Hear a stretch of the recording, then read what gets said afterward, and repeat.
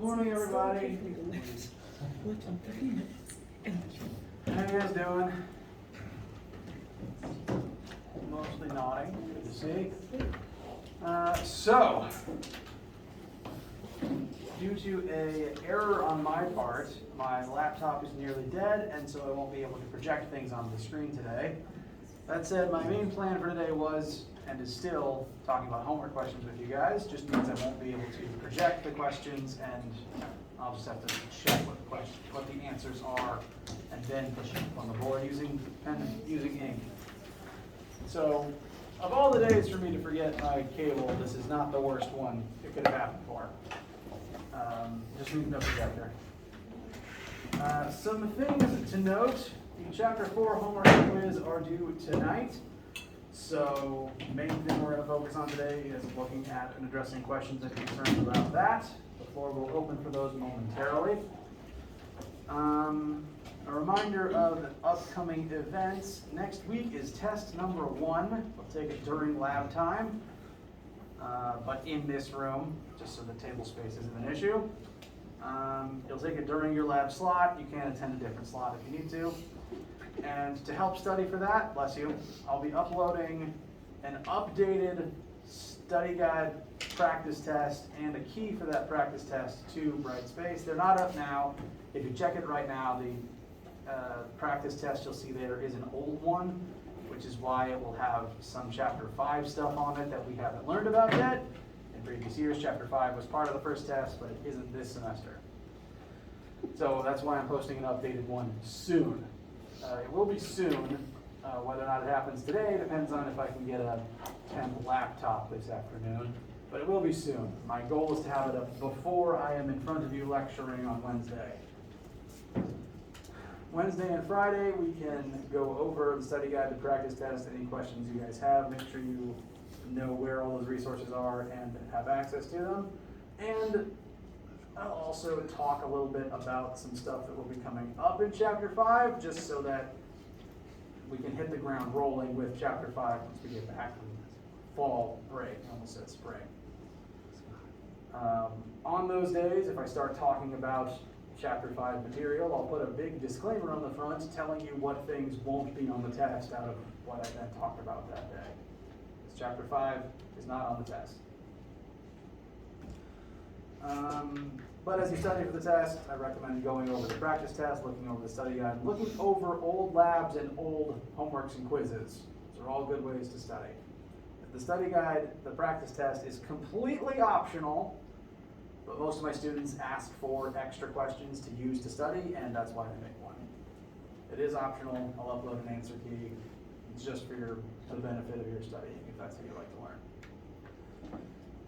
And next week, the week of the test, October 3rd through 6th is the days the test will be administered over. Lecture is officially optional study time that week.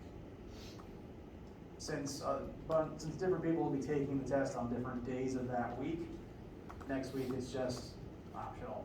You don't have to come in unless you specifically have something you want to talk about, or you just want to come in to study with other students. Like for example, say you're taking it Monday next week, you can come in, we'll talk about any questions you have, you take it that Monday afternoon, and then you can just have the rest of the week off.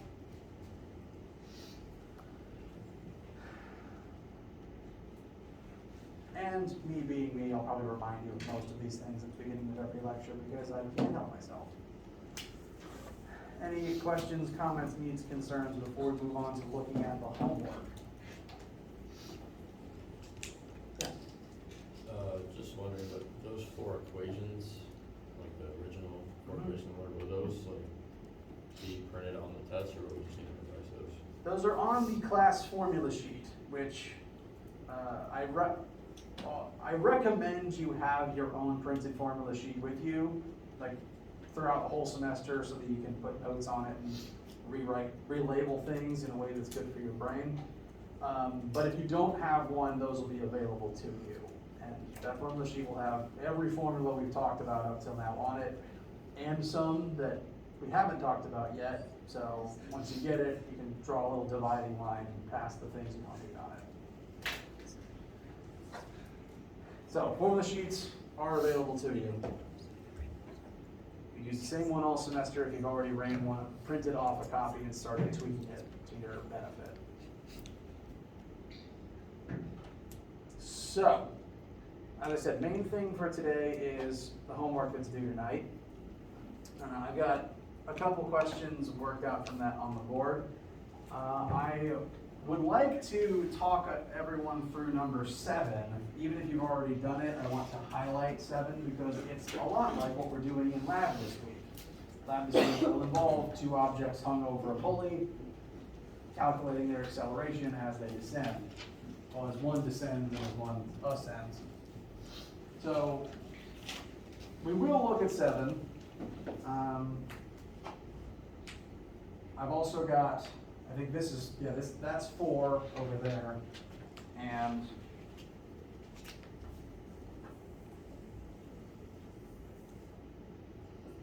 that's 10. I'll talk about any of them, but those are the ones that are already on the board. Do any of these pique anyone's immediate interest?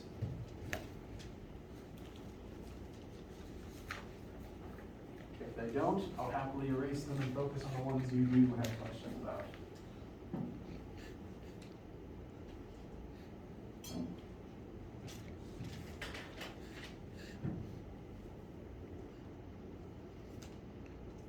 Did you go through number 8? 8? Okay. Just let me load that up to get sample numbers.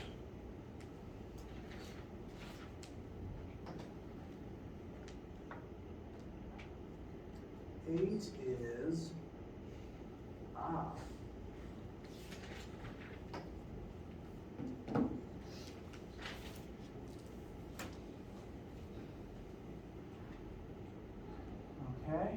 I'm gonna have to actually erase 7 for that one because this is gonna take up some space.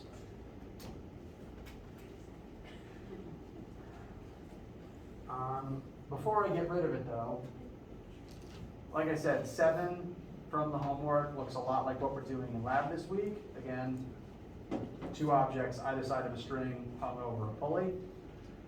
The work for it is remarkably similar to the pulley question we did in class on Friday, and it's actually still pretty similar to number 8. I'd say number 8 is actually harder because there's just more moving parts involved. But if you've already done 7, I'd recommend bringing your work with you to lab. If you, whether you have or haven't, make sure you bring the notes from last Friday with you to lab.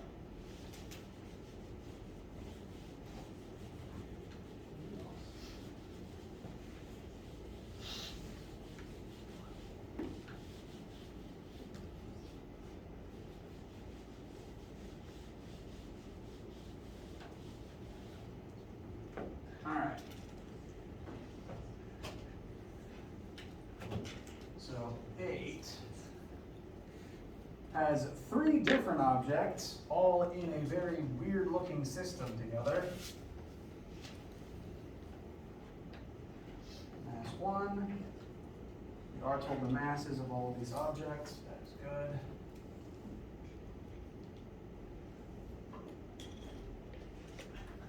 Everyone's 3 masses will be different numbers. So do note that if you are copying this down for your own notes.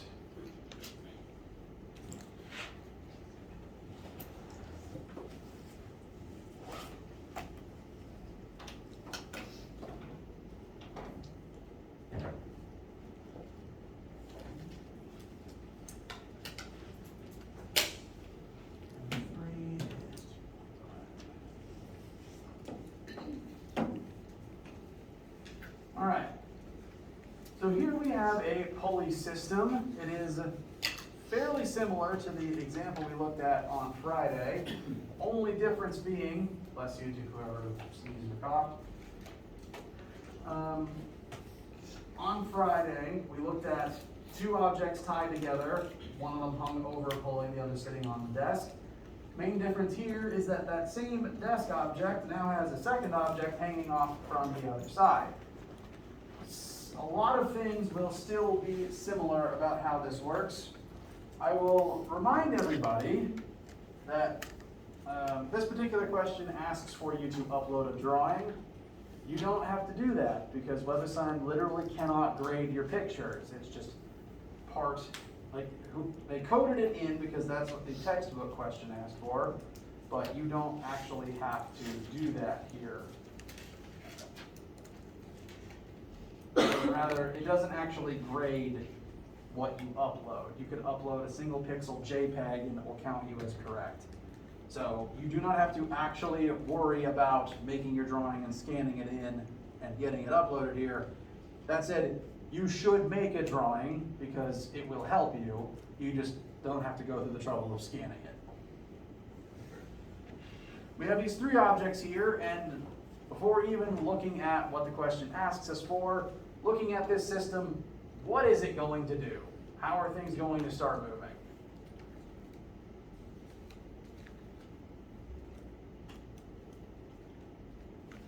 Just looking at the comparative masses here on display.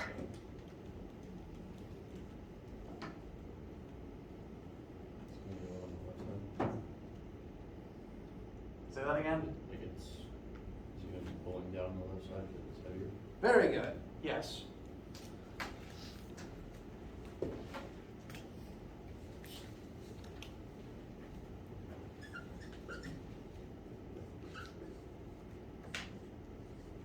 The greatest mass here, at least in my version of the question, is the one on the left, M1. As a result, the direction this whole system is going to move should look something like this. In red, I have labeled an acceleration vector for each one. Note that since they are all physically tied together, how will their accelerations compare to one another? Same. They're stuck, they have to accelerate at the same rate. So when part B asks you for the acceleration of all of the objects, it's the same one each time.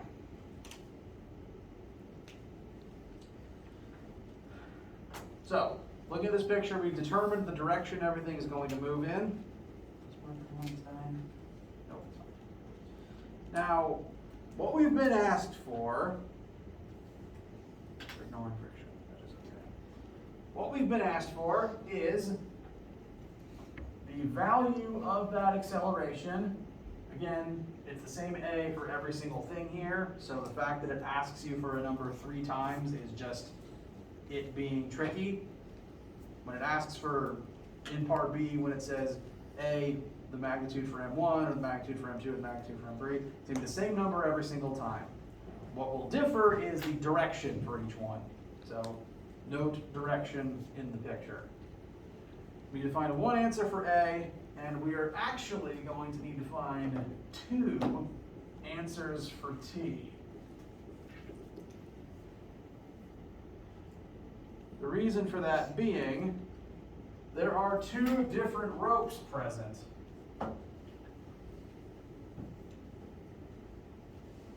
Each single rope will exert the same force on either side of itself, but the 2 different ropes are not under contractual obligation to be doing the same thing at the same time.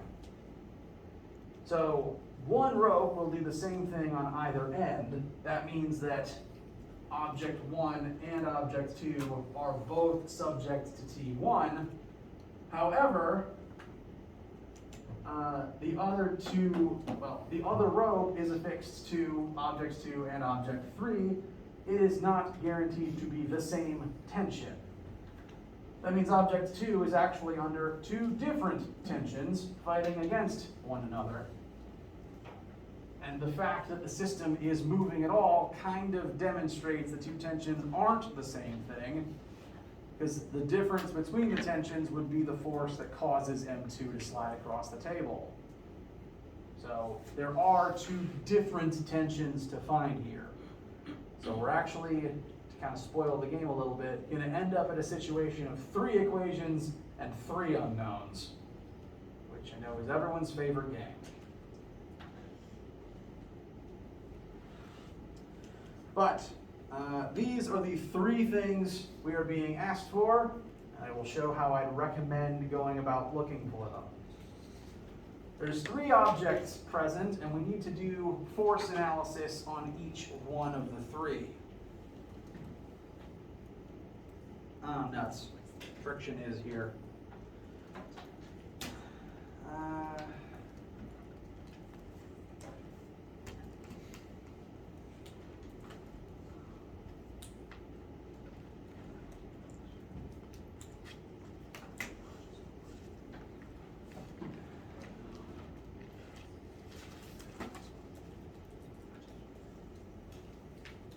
One more detail. My sample numbers say that the coefficient, excuse me, of kinetic friction between the table and M2 is 0.34. Your number will vary for that, but it means that we cannot ignore friction from the table in this situation. That's an extra force that's going to be complicating things somewhat. I would say 8. 8 is probably the hardest, or at least the longest question on this assignment. I'd say that 10 is also a contender for being one of the more difficult ones. So if you get stuck on either of those, that's literally fine. They're the hardest ones here. That's okay.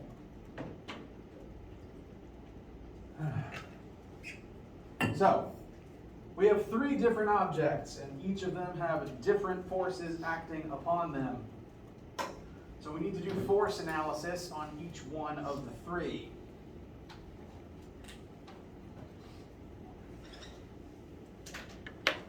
Object 1, I just spoiled it. What forces are present on object 1?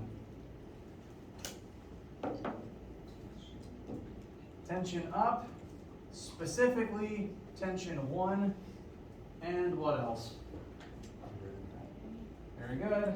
Its own weight down. I'm going to label that FG1. And since this object is accelerating downwards, which of these 2 will probably be bigger?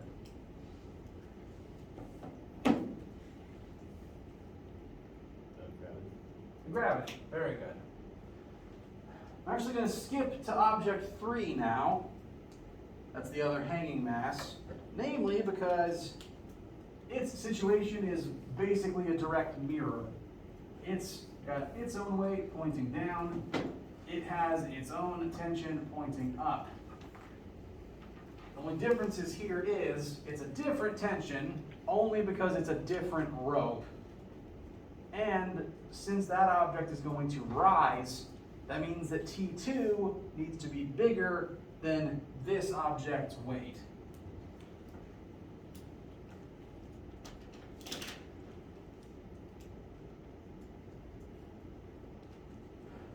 Lastly, there's M2, and it's the one with the most forces on it, so I saved it for last. M2 has a grand total of 5 forces present. It has T1 pulling it forward, T2 pulling it backward, normal force up, gravity down, and there is friction from the table. What direction will that point in? Correct, opposite the direction of motion. We determined it's going to accelerate to the left. That means friction must point to the right. So, 5 forces here, 1 up, 1 down, 1 left, and 2 to the right. And yet somehow it still slides to the left.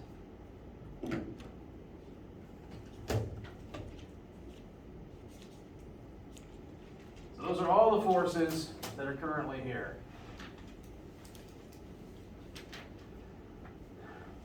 What I recommend next is doing a force analysis on each one, by which I mean looking at Newton's second law for each one.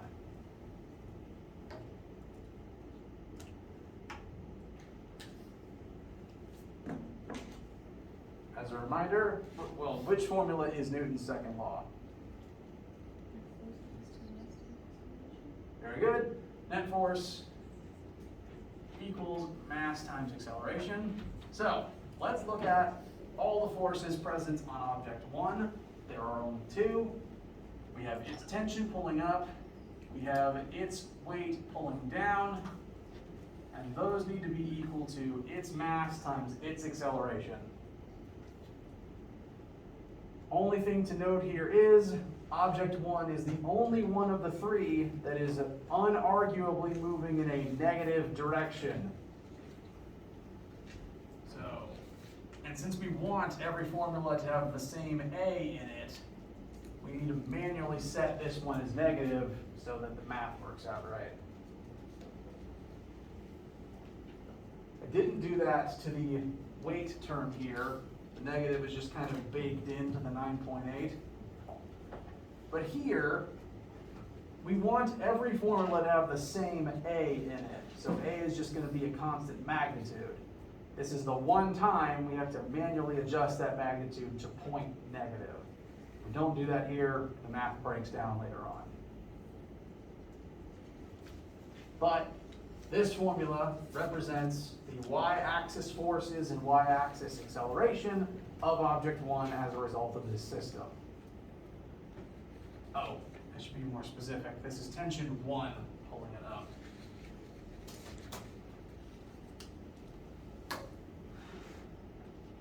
Object 2, we need to look at both its x and its, well, let's just focus on its x-axis first. So net force of object 2 in the x-axis, since that's the axis that more of the interesting things are happening in. Of its 5 forces, the 3 x ones are T1, T2, and force of friction. While I don't normally recommend doing this,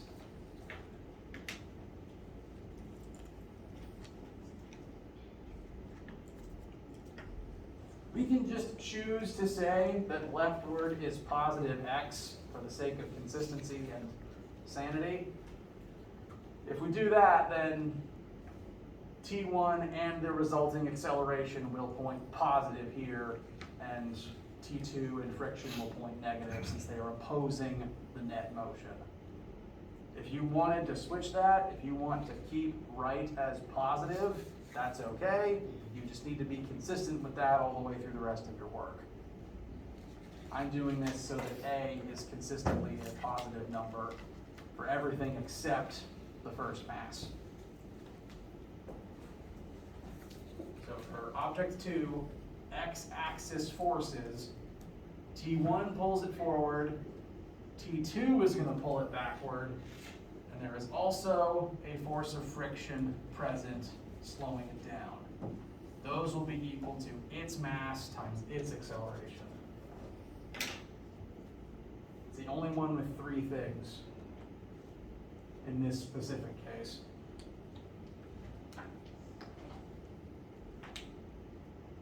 Lastly, in terms of object count, is object 3, looking at the y forces acting on it. T2 pulls it up, its own weight pulls it down. And those will add up to its mass times its acceleration upward.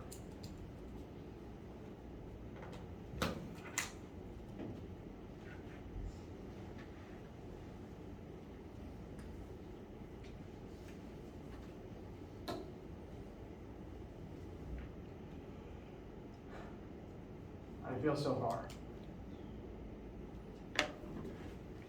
Okay. We're approaching a situation of 3 equations, 3 unknowns, as opposed to 2 equations, 2 unknowns like we usually do it. The 3 unknowns we're going to end up with are A, which is present in all 3 of these, and then the other 2 are T1 and T2.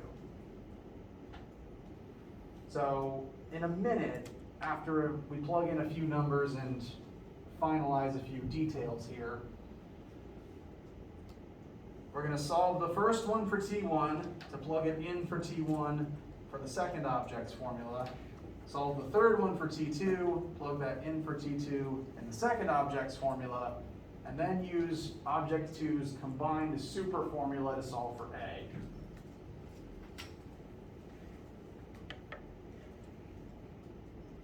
There's a lot of algebra involved in that. It'll be okay.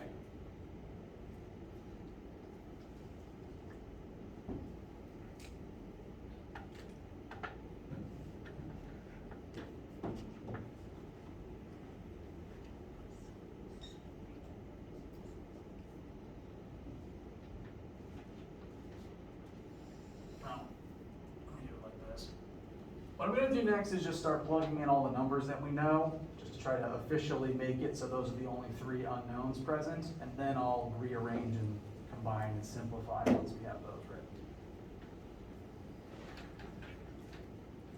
written. T1 plus mass 1, so you'll plug in your unique M1 here, and G equals negative M1 times A.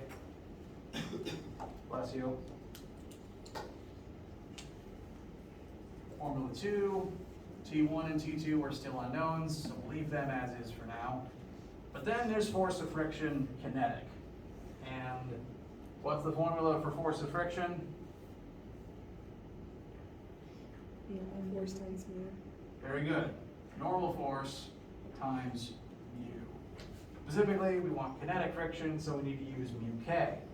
We have mu k, we just need to figure out something for normal force. Now,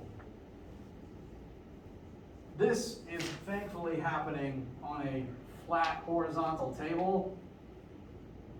From object 2's perspective, gravity and normal force are the only 2 vertical forces acting on it. And since this is a flat table, and object 2 is only sliding and accelerating side to side, what should that say about the relationship between gravity and normal force for object 2 in this situation?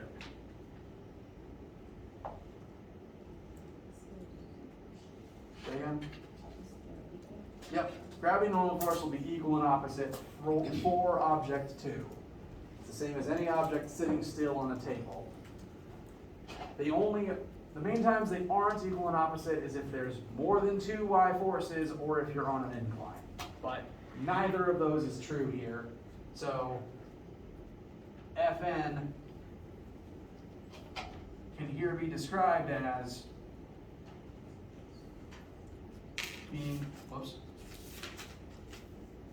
being equal to the object's weight. So you don't have to erase anything in your notes. I'm just showing where things plug in. Fn is equal to the weight here, so I'm plugging in mass times gravity for that reason. The one thing to note though is normal force points up. So the negative that would normally come with the 9.8 got reversed as this is being plugged in.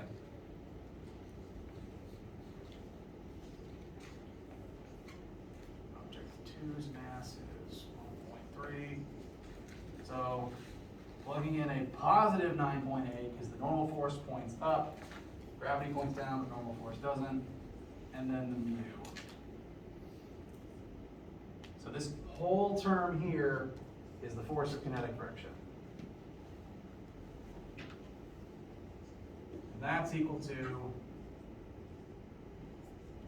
N2 times A. So this is the one equation that has all 3 of the unknowns in it.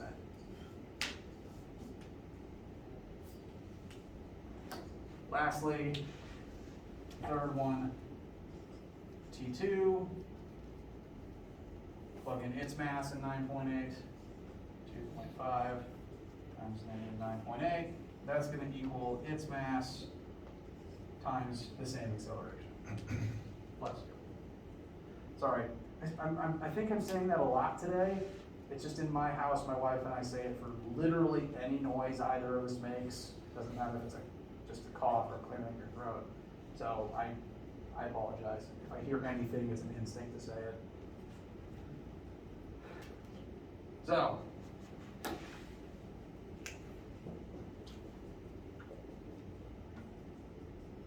these are our 3 equations to help us find our 3 unknowns. Check the clock.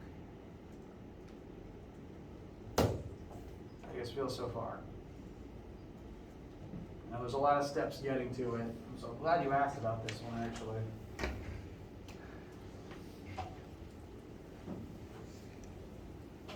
What comes next is going to be solving the first formula and the third one for T1 and T2. What goes into the second one to get a number for A.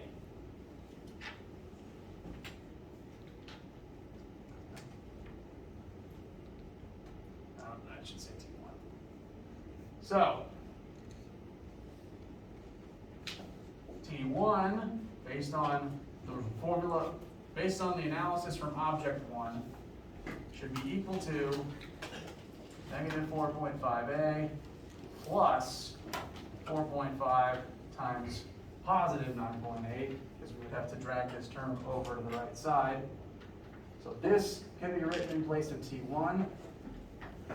T2, using the third one as a base, we're going to drag the weight term over to the right. That will become positive 2.5a plus positive 2.5 times 9.8.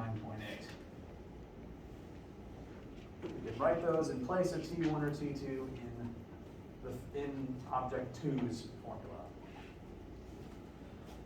And so, I'm going to show what that combined super formula looks like. It's going to be a little bit of a doozy. Gotta clear some space from number 10, unfortunately. So, formula 2, in place of T1, we are going to write negative 4.5, plug in your mass as applicable. Yeah, let me just say what it is instead of reading the number.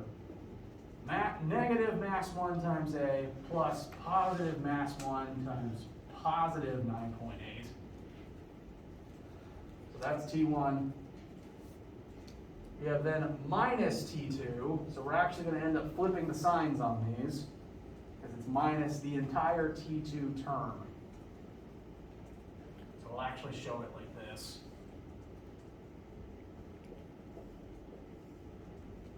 M3 times A plus M3 plus M3 times A plus M3 times positive 9.8 and parentheses. This whole thing is going to get made negative. So that negative will distribute through into both terms. Then, force of kinetic friction term. So, minus M2 times positive 9.8 times UK. All that equal to M2 times A. It's a long equation, but A is the only thing in it we don't know. So now begins the task of getting all the A's together on one side.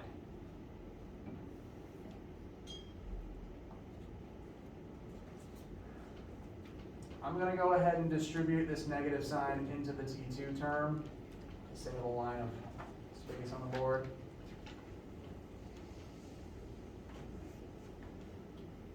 So that distributes in and just makes both parts of the T2 formula negative.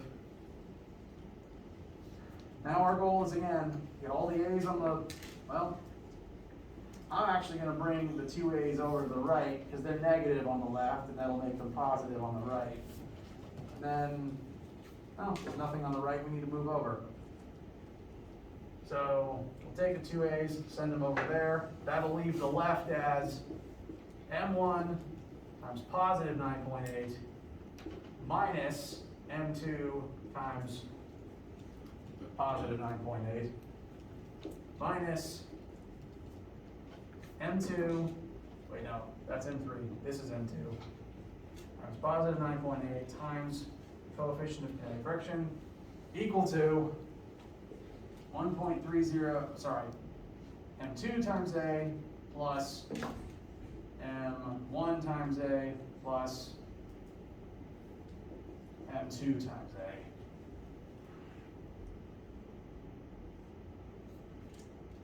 All the A's are together on the right, so the entire right can combine into a single A term. The entire left can combine into a single not A term. This is the true point of divergence. Once you start factoring the different masses and UK in, the answers will start becoming very different from one another. Up till now, the only differences were what were the masses and what were the UKs.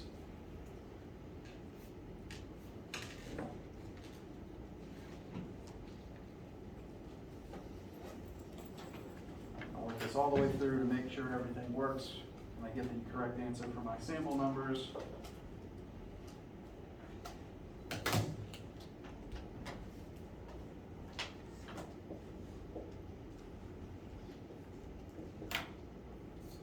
So 2.5 and 4.5 would add up to 7, 8.3.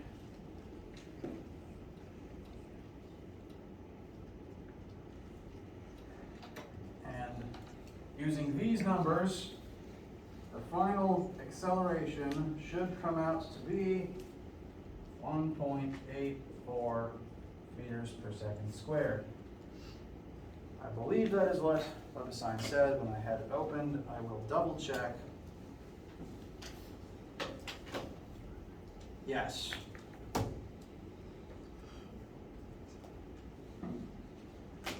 So, the A that you get from this is the same acceleration on all three objects. They all accelerate at the same rate, they're tied together, they have to.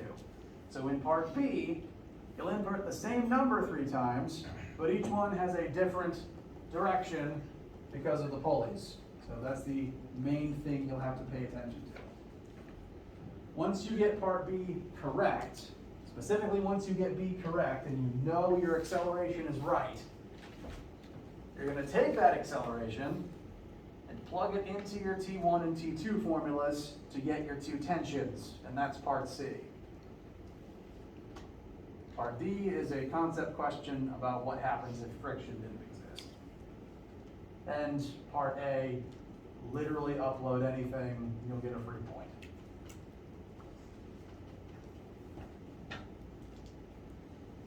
How does this feel? Yes, sorry.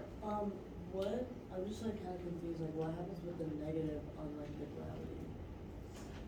Right, so in the original versions, since this is technically vector addition, I added together tension and gravity on 1 and 3. The G is inherently a negative number. When I then moved this term over to the right side in solving for tensions, I suppose it should technically read minus 4.5 times negative 9.8, but I just let the 2 negatives cancel.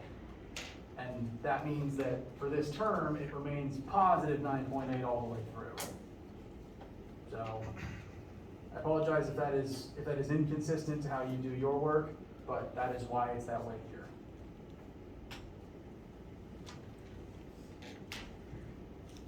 So in this version right here, all of those 9.8s are positive specifically because the negative on them had been canceled by a previous operation. Did that address the concern? Okay.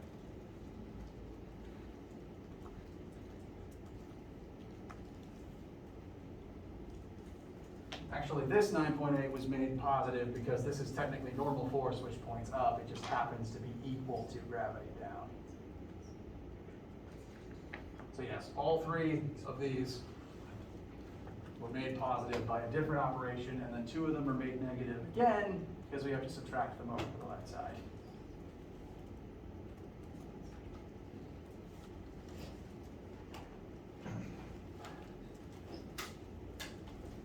As I said, this one, I think, definitely takes the most algebra out of this assignment.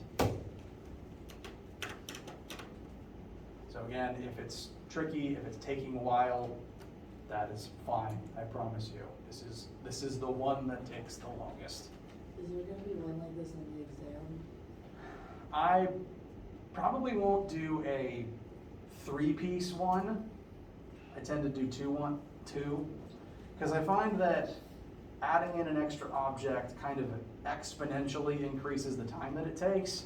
And tests shouldn't be about how quickly can you do something that takes a long time. Tests should be about, can you figure this out?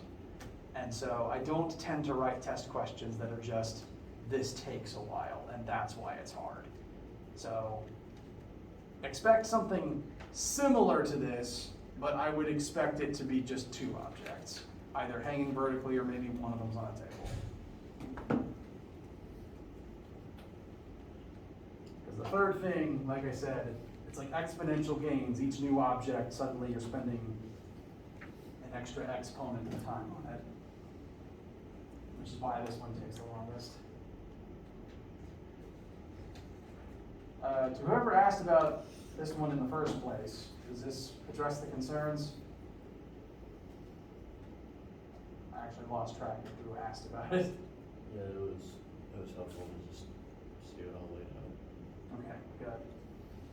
And if translating this into your numbers on your paper, if you encounter a snag or a hiccup, let me know. I can look over your work, even if you have to email me a picture of it.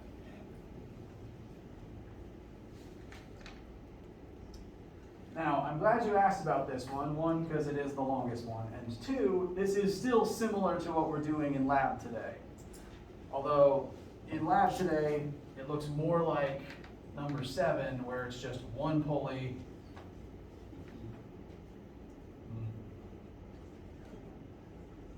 with two objects hanging over either side of it. So lab cuts out that middle part sliding across the table. This does mean that the same logic will apply, but there's only one tension, there's no friction, there's no third object, and then it's just back to 2 equations, 2 unknowns.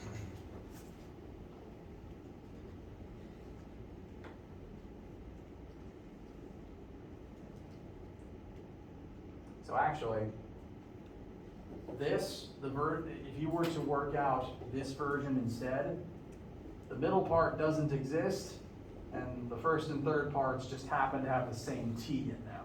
So that would be your equation 1, that would be your equation 2, same t, same a, 2 equations, 2 unknowns. The middle part wouldn't exist.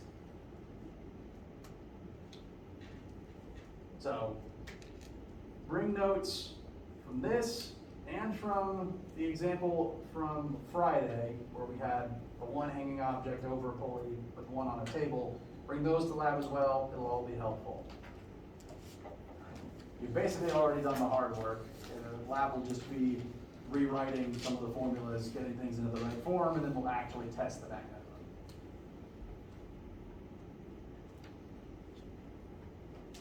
How do you guys feel?